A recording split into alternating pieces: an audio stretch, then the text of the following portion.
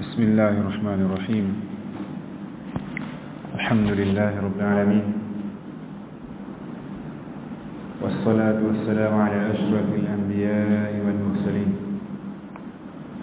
نبينا محمد وعلى آله وأصحابه أجمعين والتابعين لهم بإحسان إلى يوم الدين سلم تسليما كثيرا. أما بعد، tukiendelea na vikao hivi yenye kuzungumzia masuala ya asiyam au siyam Ramadhan, funga mwezi mtukufu wa Ramadhan, kitabu ambacho amekiandika Sheikh Muhammad ibn Jamil Zainu alayhi rahmatullah wa tayyiba thara.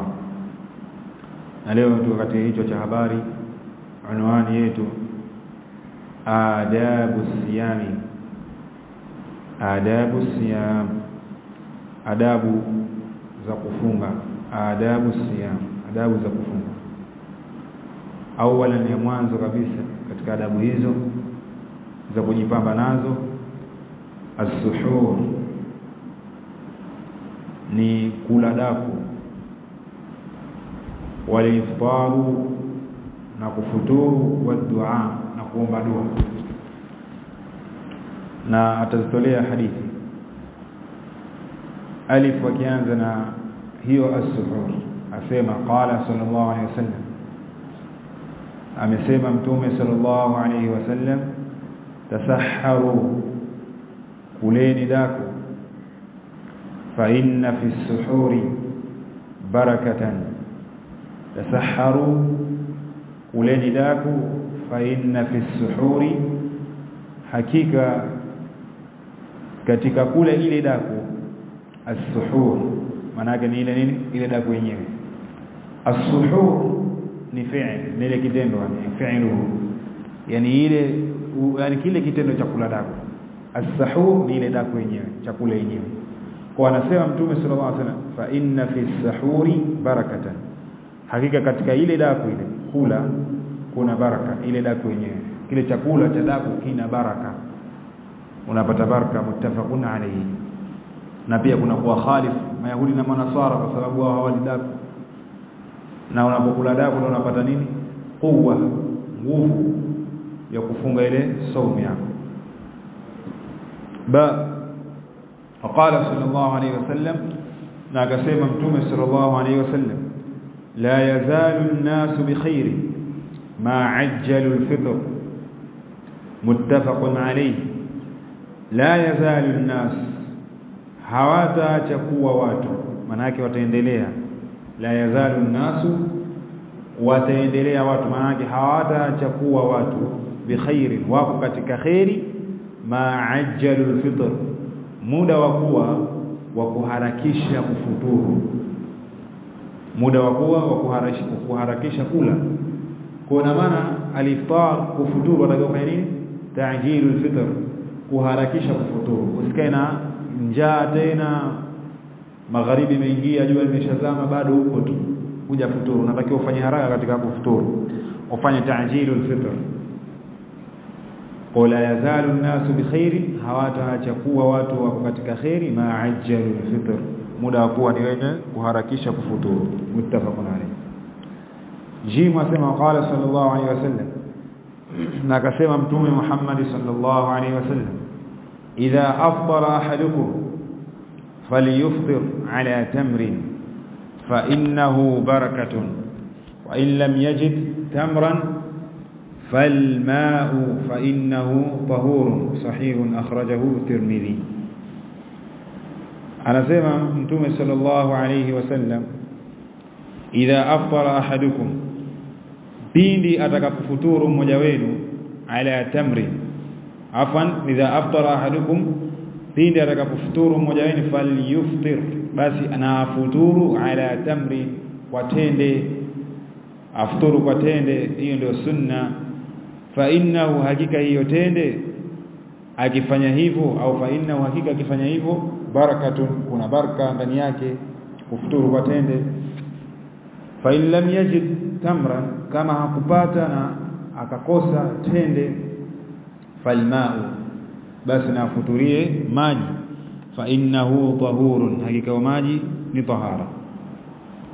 Naam, sahih, hadithi ni sahihi, akhrajahu at-Tirmidhi Abu Isa katika jami yake rahimahullah ta'ala.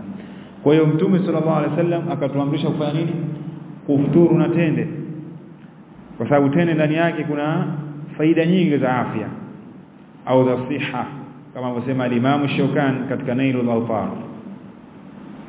Anasema wa inma shuri'a al-iftaru bit-tamri li'annahu hulun. Anasema hakika si vinginevyo imewekewa sheria kufuturu kwa tende kwa sababu hiyo tende ni tamu. Ni tamu na kisha ni kitu chepesi. Kisha akasema wa aklu hulwi au wa kullu hulwi, afwan, wa kullu hulwi, na kila kitu kitamu, yaqwi albasra alladhi yad'ufu bis-sawm, huitia nguvu yale macho, ule uoni ambao unapata udhaifu kwa kufunga. Mtu akifunga uoni wake unapata udhaifu katika masuala ya afya, katika masuala ya siha. Ukifunga unapata udhaifu ule uoni. Hasa unapofungua kwa tende, ile nuru ya macho inapata nguvu. Wa hadha ahsan ma qila fil munasabati, na hili ndio jambo liozuri zaidi ambalo lililozungumzwa kuhusiana na mnasaba wa kufuturu na tende. Wa bayani wajhi alhikma, na ubainifu wa kubainishwa namna ya hikma ya kufungulia kwa tende. Ni kuwa mtu akifunga anapata udhaifu katika nini? Katika uoni wa macho. Kwa hiyo atakiwa akifungulia na nini? Na kitu chepesi mithili ya nini? Ya hiyo tende. Kadhalika katika ule uchango utakiwa kipatikane kitu chepesi, kisingie kitu kizito kwanza. Kwa maana ile tende kuna afya kubwa inakuja kutengeneza ule mmeng'enyeko wa chakula. Kwa ndio maana hiyo ndio hikma ya kufungulia na tende. Kadhalika maji inachukua nafasi ya tende pia. Ikikosekana nini? Tende. Ni bora zaidi maji na kiingie kitu chepesi ndani yake. Ndio maana hata katika afya unapoamka wanasema madaktari, kabla ya chochote unatakiwa ufanye nini? Unywe maji kwanza, ili kuja kunini? Kutengeneza ile sehemu ya chakula na kuweka sawa kabla ya kula kitu chochote. Naam, barakallahu fikum. Kadhalika asema dal, kana Rasulullah sallallahu alaihi wasallam, alikuwa Mtume sallallahu alaihi wasallam idha aftara qala, anapofuturu ilikuwa akisema, maana yake anapofuturu ilikuwa akisema dhahaba adh-dhama'u wabtallat al-'uruq wa thabata al-ajru insha Allah. Anapofuturu Mtume sallallahu alaihi wasallam akisema dhahaba adh-dhama'u, imeondoka kiu. Adh-dhama maana yake ni maarufu. Adh-dhama maarufu ni jambo lenye kujulikana, ni wa huwa al-'atsh. 'Atsh ni kiu au wengine wanasema kiwi. Kwa mfungaji anafuturu akiwa sasa ni Ramadhani au saumu yote mutlaqan, atakiwa aseme hii dua, dhahaba adh-dhama'u, kana dhalika fi siyam Ramadhan au fi siyam ghairi, ikiwa katika funga Ramadhani au funga nyingine atasema maneno haya.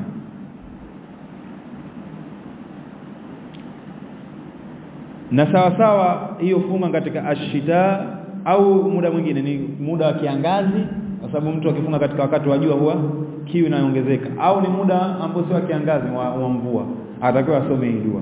Kisha wabtallatil uruq, na mishipa imelainika. Al-uruq mishipa, na ile mishipa imelainika. Al-uruq hii mishipa hii pia nayo inadhoofika kwa mtu kufunga. Kwa sababu gani? Wanasema bisababi al-'atsh, kwa sababu ya kiu hii mishipa inadhoofika. Kwa hiyo mtu anapofuturu kwa tende au maji, ile mishipa inafanya nini? Yakui, inakuwa na nguvu. Kwa ndio maana unasoma dua wa tallatil uruq, na mishipa imelainika na inapata nguvu. Wa thabata al-ajru insha Allah, na umethibiti ujira Allah kitaka. Hapa wa thabata al-ajru anakusudia Mtume sallallahu alayhi wasallam, ai maana yake zala at-ta'bu, ile tabu imeondoka ya kufunga, wa hasala thawabu, na thawabu zimepatikana. Na aliposema insha Allah, sisi tunajua kwa haitakikani katika dua kusema insha Allah unapoomba. Haifai kusema ya Rabbi nisaidie, ya Rabbi nisamehe insha Allah ukitaka. Hutakiwi. Unatakiwa ukate moja kwa moja al-azm, moja kwa moja ukate kuomba dua. Lakini hapa at-ta'liq huna bil mashi'a litabarruk, hapa kutundika na kuegemeza na kufungamanisha mashia matashi ya Allah ni kutabaruki, kutakabaraka, ni kusema tu inshallah kwa gini tabarrukan, kwa ajili ya baraka. Si maana ati Allah akitaka hii ni baraka tu. Ni kama vile Allah alivyosema katika Qur'an, la tadkhulunna almasjid alharama insha Allah, kwa hakika wallahi mtaingia msikiti mtukufu insha Allah. Bali ni tabarruk, si maana Allah akitaka na kama hakutaka hawatoingia, la, wataingia, lakini ile ni tabarrukan. Umefahamu? Naam, barakallahu fikum. Kisha akaendelea rahimahullah ta'ala, au hadithi ni hasan rawahu Abu Dawud. Nambari 2 asema la tashar kathiran, usikeshe. Tashar ni ile kukesha. La tashar, usikeshe, usikae sana usiku, kathiran sana ikawa hujapumzika hujalala. Fatudhi'a as-suhur, ukaipoteza ile nini, ile daku, kile chakula cha daku ukaacha kula. Wa salata al-fajr, na sala al-fajr ukaacha, ukakosa, ukaipoteza sala al-fajr kwa sababu umekesha sana. Usikeshe sana, fanya ibada kwa kiasi, na pia mwili upe nafasi yake kupumzika. Kila kitu kina haki yake. Wa alayka bil amali fi as-sabah, kadhalika wa alayka bil amali fi as-sabah al-bakir, wa alayka, na ni juu yako lazimiana bil amali, na kufanya kazi fi sabahi al-bakir, katika asubuhi mapema. Watakiwa yani asubuhi mapema baada ya salatu al-fajr, baada ya azkar na kusoma mfano Qur'an, basi watakiwa urauke mapema uende ukafanye kazi. Qala Rasulullah sallallahu alaihi wasallam, amesema Mtume sallallahu alaihi wasallam, Allahumma, ewe Mola wangu mlezi, barik, ubarikie li ummati wangu, fi bukuriha, wale wenye kurauka kwao mapema. Allahumma, ewe Mola wangu mlezi, barik li ummati, ubarikie kwa ajili ya umati wangu, fi bukuriha, wale wenye kurauka kutoka mapema. Sahihu rawahu Ahmad. Kwa hiyo yule mwenye kutoka mapema kwenda kufanya kazi, Allah umbarikia kuliko yule anilala katika swala, anilala swala alfajiri au baada ya swala alfajiri enda kulala. Hii hani baraka yake inapungua na umri wake anapunguza, kwa sababu aweza kalala akamka saa 3, na maana masaa takriban mengine 4 au 3 amelala, ameanza kufanya nini, ameanza kufanya kazi. Ndio hii hadithi pia haingii ndani yake. Ndio maana Sheikh Ibn Uthaymeen rahimahullah katika fi sharh Riyadus Salihin inda sharh hadha alhadith, wakati alipokuwa Sheikh Ibn Uthaymeen rahimahullah akisherehesha hadithi hii akasema, walil asaf, lakin kwa masikitiko makubwa, aktharuna al-yawm, wingi wetu sisi siku ya leo, yani zama hizi, yanamuna fi awwal an-nahar, wanalala mwanzo wa mchana, yani maana yake baada ya swala al-fajr mtu alala. Wala yastayqidhun illa fi dhuha, wala hawaamki isipokuwa dhuha, wakati wa dhuha saa 5 saa 6. Na hii ndio nchi nyingi za Khalij, yani nchi za Kiarabu. Ukenda Omani hawalali mchana, wana khalif, na huko ni sunna kulala mchana. Mtume sallallahu alaihi wasallam asema hivi, qilu, laleni mchana, fa inna shayatina, kwa sababu mashaitani, la taqilu, hawalali mchana. Kwa kulala usingizi wa kulala qailula, ambayo ni wanasema baadhi wanachoni ni kabla ya dhuhuri, kuanzia saa 6 au saa 5:30. Wengine wanasema baada ya dhuhuri pia nini, baada ya dhuhuri kuanzia saa 7 saa 8 saa 9. Kulala ni sunna. Kwa sababu gani? Utakapolala mchana wewe utapata nguvu ya kufanya nini, kuamka usiku kufanya ibada. Lakini hulali mchana, hulali usiku, wewe wakwenda biblia uende huku urudi huku, unakwenda huku, hulali mchana usiku. Waingia katika swala wasinzia tukakuanguka, baada ya sala al-fajr uenda sehemu, uenda lala. Ushafahamu? Una khali, watakiwa upumzike, jiwekee nafasi, kwa sababu mwili una nafasi yake. Bali wanachoona wanasema ile kulala qailula ni kama misli ya mtu kula daku kwa ajili ya nini, kufunga mchana. Basi yoyote atakaye kusimama kufanya ibada usiku atakiwa fanya nini, alale kailula, ili apate nguvu ya nini, kusimama usiku. Sasa Sheikh Ibn Uthaymeen rahimahullah asema wingi wanalala dhuha, na hii ukenda Omani hawalali mchana, walala saa asubuhi mpaka saa 5 saa 6 ndio amka. Kisha hapo halali tena, afanya enda kinyume na mafundisho ya Mtume sallallahu alaihi wasallam. Kwa anasema Sheikh Ibn Uthaymeen, fayafutu alaihim awwalun nahar alladhi fihi barakatun, unawapita wao ule mchana wa mwanzo ambao ndani yake una baraka.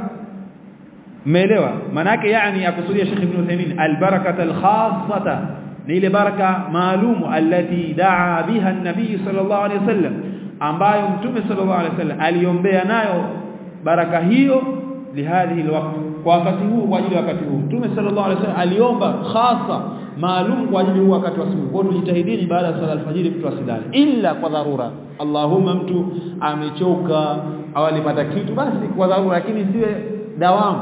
Ad-dawamu ikawa yeye kila siku baada ya sala alfajiri analala. Hii itakuwa ni kwenda kinyume na mafundisho ya Mtume sallallahu alaihi wasallam. Kisha akasema thalithan, jambo la tatu, akthir min dhikrillahi, jikithirishe kumtaja Allah, wa tilawati alquran, na kusoma Qur'an, wa samaihi, na kuisikiliza hiyo Qur'ani katika mchana wa Ramadhan na hata siku ya Ramadhan, wa tadabbur maanahu, na kuzingatia maana yake, wa'mal bihi, na ifanyie kazi ay alquran, ay wa'mal bilquran, ifanyie kazi Qur'an. Mfahamu? Wadhhab ila almasajid, na nenda msikitini, litasma'a ad-durusa an-nafi'a, kwa ajili ya kusikiliza darasa zenye manufaa. Ramadhani hiyo watakiwa tuweke darasa, mtu sio Ramadhani atafunga darasa, atakiwa weke darasa. Na watu wengi wameiacha Qur'an, hawasomi isipokuwa Ramadhani, wengine hata Ramadhani hawasomi. Ndio Mtume sallallahu alaihi wasallam atasema, Allah kimnukuu, wa qala ar-rasul ya rabbi, na atasema Mtume, ewe Mola wangu mlezi, inna qaumi, hakika jamaa zangu, umati wangu, ittakhadhu hadha alqur'ana mahjuran, wamefanya Qur'ani ni yenye kugurwa, ni yenye kuhama, hawaisomi. Ndo al-Imam Ibn Qayyim rahimahullah katika az-Zawaid, afwan, katika al-Fawaid, akaelezea kuwa kuhama Qur'ani kuna aina nyingi. Hajrul Qur'an anwa'un, kuhama Qur'ani kuna aina nyingi, ziko nyingi. Anasema hajru sama'ihi, kuihama kutokuisikiliza, wal iman bihi, na kutokuiamini, wal istigha'i ilayhi, na kuizingatia kuisikiliza, ziko tele. Kadhalika hajrul amal bihi, kuhama kutokuifanyia kazi, na nyingi kutokuisoma, kutokuizingatia. Yote ni nini? Hajrul Qur'an, kutokuisoma, kutokuizingatia, kutokuisikiliza, kuifanyia kazi, kuhukumu na Qur'ani, yote ni katika kuhama nini? Qur'an. Sasa watu wengi hawasomi Qur'an, bali mtu afika mwaka nzima hajahitimisha Qur'an.